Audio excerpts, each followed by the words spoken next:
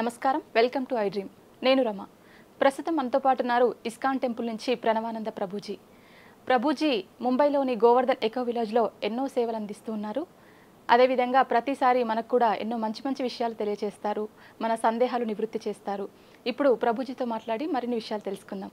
హరే కృష్ణ ప్రభుజీ. నమస్కారం. హరే కృష్ణ అండి. ప్రభుజీ, ఆధ్యాత్మికత అంటారు, భక్తి అంటారు. ఆధ్యాత్మిక భావనకు భక్తి భావనకు వ్యత్యాసం ఏంటి ప్రభుజీ? మనకి స్పిరిచువల్ అని వింటూ ఉంటాం, ఆధ్యాత్మికత అంటాం. Spirit plus ritual. స్పిరిట్ అంటే మనం ఏ భావనతో ఒక కార్యక్రమాన్ని చేస్తున్నాం, దాన్ని స్పిరిట్ అని అంటారు. దాంట్లోపల ఉండే భావన. రిచువల్ అని అంటే మనం చేసే పూజ అనుకోండి, లేదా ఒక శుభకార్యము అనుకోండి. ఎప్పుడైతే భావనతో కూడుకొని మనం ఒక పుణ్య కార్యాన్ని చేస్తామో, లేదా భావనతో కూడుకొని దైవ ఆరాధన చేస్తామో, అప్పుడు అది స్పిరిచువల్ అవుతుంది. లేకపోతే కేవలం రిచువల్గా ఉండిపోతుంది అనమాట. కాబట్టి ఆధ్యాత్మికత అంటే చాలా సింపుల్ అండి. ఏం చేస్తున్నాం, ఎందుకు చేస్తున్నాం అని తెలుసుకొని చేయుట. భగవత్ ప్రీత్యర్థం కోసం చేయుట. ఇప్పుడు ఎప్పుడైతే మనము నాకు ఇది కావాలి అని కోరుకుంటామో అది ఆధ్యాత్మికం. ఎప్పుడైతే కేవలం అయ్యా నీ యొక్క సంతృప్తి కోసమే మనం చేస్తున్నాము అనే భావన మన లోపల ఉంటుందో అది ఆధ్యాత్మికం అవుతుంది. అందుకే మేము ప్రతిరోజు సంకల్పం చేసేటప్పుడు భగవత్ కైంకర్య రూపేణ, అంటే భగవంతుడి యొక్క సేవగా నేను ఈ కార్యక్రమాన్ని చేస్తున్నాను అని మేము సంకల్పం చేస్తాం. ఇంకా ఏ భౌతికమైన కోరికమో ఏదైనా అడగాల్సింది ఉంటే లోకం మొత్తం కూడా సంతోషంగా ఉండాలి, అందరూ కూడా ఆధ్యాత్మికంగా ఉండాలి, ధర్మం వర్ధిల్లాలి, పండితులందరూ భగవంతుని ఆశ్రయించిన వాళ్ళందరూ కూడా చక్కగా ఉండాలి, గోవులు బాగుండాలి. ఇది అందరి కోసం అని మనం చేసే ప్రార్థన. నీ కోసం నువ్వు, మన కోసం మనం చేసుకునే ప్రార్థన ఆధ్యాత్మికం కాదు. భగవంతుడి కోసం, ప్రపంచం కోసం ఎప్పుడైతే మనం ప్రార్థన చేస్తూ ఒక పని చేస్తామో అది ఆధ్యాత్మికం అవుతుంది. కాబట్టి ఆ భక్తి అంటే భగవంతుడి యొక్క ప్రేమతో చేయడం. భక్తి అనే వర్డ్ చాలా ఈజీ అండి, చాలా మందికి అర్థం కాదు. భక్తి భక్తి అంటే ఏంటి? భక్తి అంటే ప్రేమ. ఎవరి పట్ల ప్రేమ? భగవంతుడి పట్ల ప్రేమ. ఆ ప్రేమతో మనం చేసామనుకోండి అది భక్తి.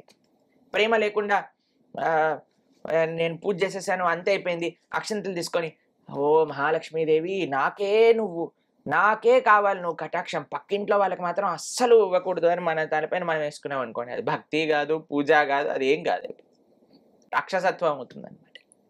కాబట్టి మనకి మన జీవితంలో ఏమవుతుందని దానికంటే పక్కన వాళ్ళ జీవితంలో ఏమవుతుంది అనేది ఎక్కువ ఇంట్రెస్ట్. ఇప్పుడు చూడండి, మన ఇంట్లో కరెంట్ పోయినా అనుకోండి, ఫస్ట్ పక్కింట్లో చూస్తాం కరెంట్ ఉందా. పక్కింట్లో కరెంట్ పోయింది అనుకో, అమ్మయ్య వాళ్ళ ఇంట్లో కూడా పోయింది కదా పర్వాలేదని. కానీ పక్కింట్లో కరెంట్ ఉండి మన ఇంట్లో పోయింది అనుకోండి, బామ్మో పక్కింట్లో కరెంట్ ఉంది మా ఇంట్లో కరెంట్ లేదు, ఏమైపోయింది అని కంగారు వస్తుంది మనకి. కాబట్టి ఈ భావన మనకి పక్కన పెట్టుకోవటమే ఆధ్యాత్మికత అంటే. మనమే ఉన్నా సరే అందరూ 10 మంది బాగుండాలి, మనతో పాటు అందరూ ప్రపంచం అంతా సుఖ సంతోషాలతో ఉండాలి, అది భగవంతుడు బాగుంటే ప్రపంచం అంతా బాగుంటుంది అనే ఒక భావన, ఒక భక్తి మన లోపల రావటమే నిజమైన ఆధ్యాత్మిక భావన. ప్రభుజీ, ఆధ్యాత్మిక భావన ఎలా ఉంటుంది, అది ఎలా కలుగుతుంది, అది అందరిలో ఒకే రకంగా ఉంటుందా? ఎంత మనం భగవంతుడికి శరణాగతి చేస్తే అంత ఆధ్యాత్మిక భావన అనేది మనకు కలుగుతుంది. ఇప్పుడు పిల్లవాడు స్కూల్లో మీరు చూడండి, ఎంత శ్రద్ధగా చదువుకుంటే అంత విద్య అబ్బుతుంది కదా. అలానే మనం ఎంత ప్రేమతో, ఎంత నిష్ఠతో భగవంతుని ఆశ్రయిస్తే అంత ఆధ్యాత్మిక భావన అనేది కలుగుతుంది. ఇప్పుడు చూడండి, మనము 50-50 పెట్టుకున్నాం అనుకోండి, 50-50 కలుగుతుంది. కంప్లీట్ శరణాగతి చేసామనుకోండి, ఇంకా కృష్ణుడే సర్వస్వం అని కానీ మనం అనుకున్నాం అనుకోండి, ఇంకా మనకి ఆధ్యాత్మిక సముద్రంలో మునిగిపోతాం. ఇప్పుడు కృష్ణాష్టమి వస్తుంది, ఒక విషయం చెప్తాను. ఇది శాస్త్ర సమ్మతం కాదు, కానీ మీకు ఎగ్జాంపుల్ చెప్పడానికి జానపద వృత్తాంతం అనుకోండి. ఇప్పుడు వసుదేవుడిని కృష్ణుడు పట్టుకొని వసుదేవుడు యమునా నది దాటుతూ ఉన్నారు. మీకు ఆ వృత్తాంతం తెలుసు కదండి. చిన్న పిల్లవాడు మథుర నుంచి గోకులానికి వెళ్ళేటప్పుడు, అప్పుడు వసుదేవుడు ఒక చేత్తో గంప పట్టుకున్నాడట, కృష్ణుడు ఒక చేత్తో ధోతి పట్టుకున్నాడట. ఎందుకంటే ధోతి వెళ్ళిపోతుందేమో, నీళ్లు చాలా ఉన్నాయి కదా. అప్పటి వరకు నీళ్లు పెరుగుతూనే ఉన్నాయి, ఇక్కడ వరకు వచ్చేసాయట. ఒక క్షణంలో అనిపించింది, ఈ ధోతి నేను కాపాడుకోలేని వదిలేస్తాను అని వదిలేసి కృష్ణుని పట్టుకున్నాడట. వెంటనే యమునా నది దారిచ్చింది అని అంటారు. ఎంత మనం భగవంతుడికి శరణాగతి చేస్తే అంత రెసిప్రొకేషన్ భగవంతుడి వైపు మనం ఎక్స్పీరియన్స్ చేయగలుగుతాం అనమాట. ఎంత మనము మైసెల్ఫ్ చిన్ని నా పొట్టకు శ్రీరామ రక్ష అని ఉత్తి నా పొట్ట, నా వాళ్ళు, నా వ్యక్తులు అని మనం ఆలోచించామనుకోండి, అంత సంకుచితం అయిపోతుంది అనమాట. ఓకే. కాబట్టి ఆధ్యాత్మిక భావన ఎక్స్పీరియన్స్ చేయాలి అని అంటే మన యొక్క బ్రాడ్ మైండెడ్, మనం ఎంత విశాలంగా ఆలోచిస్తే అంత కృప భగవంతుడు కలుగుతుంది. కాబట్టి ఇది సీక్రెట్ ఆఫ్ డివోషనల్ సర్వీస్. మన గురించి ఎంత మనం మర్చిపోయి సమాజం గురించి, దేశం గురించి, ప్రపంచం గురించి, దైవం గురించి, ధర్మం గురించి ఆలోచిస్తామో, ఎంత ప్రేమగా భగవంతుని సేవిస్తామో అంత ఎక్స్పీరియన్స్ మనం భగవంతుడి యొక్క భక్తి గురించి కలుగుతుంది.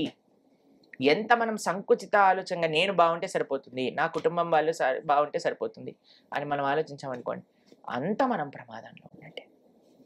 కాబట్టి ఈ భావన ఆధ్యాత్మికత అనంటే విశ్వని ప్రేమించి భగవంతుడి యొక్క ప్రేమ, ఇది చాలా ముఖ్యమైన భావన. ఈ భావన ఎవరికైతే ఉంటుందో వాళ్ళు నిజమైన ఆధ్యాత్మిక తత్వం కలిగిన వారు. లోకక్షేమమే ఒక ఆధ్యాత్మికవేత్త కావాలి, ఇంకా ఏమీ అవసరం లేదు. ప్రభుజీ భగవంతుడే పలికించారని అంటుంటారు కదా, నిజంగా భగవంతుడే మనుషుల ద్వారా పలికిస్తారా? ఏ రకమైన పలుకులు?